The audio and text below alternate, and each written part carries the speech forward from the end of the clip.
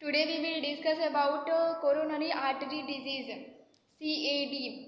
First of all, introduction. CAD is the leading cause of death. CAD जो coronary artery disease होती है death को lead करती है and commonest cardiovascular disease और ये सबसे common cardiovascular disease है. CAD occurs when coronary arteries. CAD हमारा तब होता है जब coronary arteries, the major vessel that supply blood, oxygen and nutrients to the heart, become damaged. Cholesterol containing deposit, plaque in the arteries and inflammation are usually causing CAD. CAD means coronary artery disease तब होता है जब हमारी major coronary arteries जो रहती है उसमें fat का डिपोजिशन हो जाता है, कोलेस्टेरॉल का डिपोजिशन हो जाता है, प्लेक बनने की वजह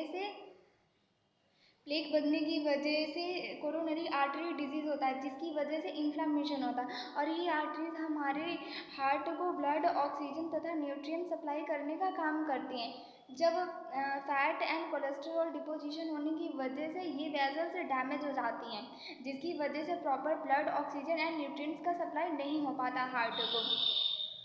this is the introduction of coronary artery disease. Plaque cause narrow coronary arteries है. प्लेक की वजह से कोरोनरी आर्टरीज नैरो हो जाती है. Decreasing blood flow to the heart पे ब्लड फ्लो कम हो जाता है. Eventually the decrease blood flow में cause chest pain. Blood flow कम होने की वजह से चेस्ट पेन होता है. That is a angina, shortness of a breath and other sign and symptoms. और इसके साथ कुछ और भी साइन और सिम्टम्स देखने को मिलते हैं. A complete blockage can cause a heart attack. अगर पूरी तरह से कोरोनरी आर्टरी ब्लॉक हो गई तो उसकी वजह से हार्ट अटैक हो सकता है.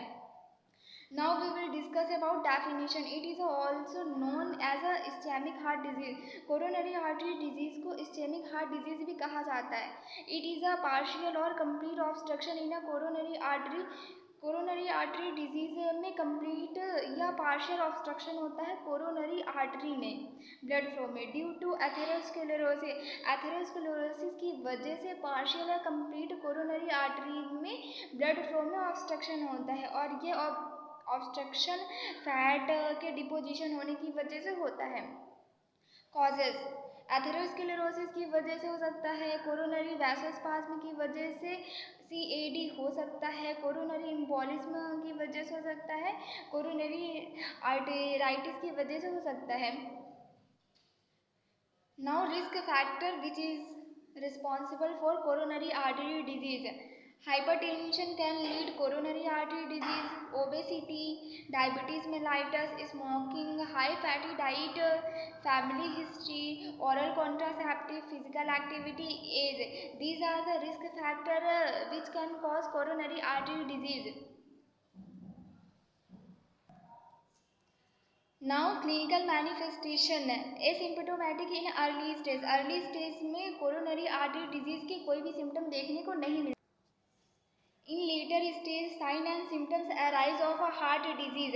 Later stage में और भी ज़्यादा साइन एंड सिम्टम्स दिखाई देने लगते हैं हार्ट डिजीज़ के, जैसे कि एंजाइनल चेस्ट पेन होगा, सडन डेथ भी हो सकती है. सिम्टम्स ऑफ मायोकार्डियल इन्फेक्शन के सिम्टम्स देखने को मिल सकते हैं. Sign and symptoms of heart failure देखने को मिलेंगे.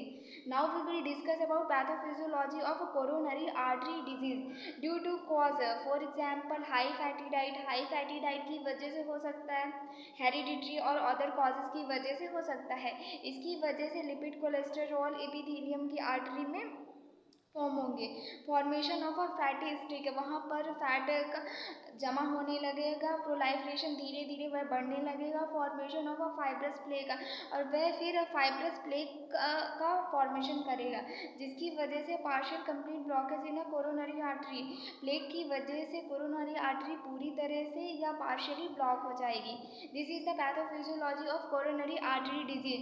सबसे पहले तो कोई फैटी डाइट लेंगे हम, हेरिडिटी या अदर कॉज होगा, उसकी वजह से कोलेस्टेरॉल का डिपोजिशन होगा.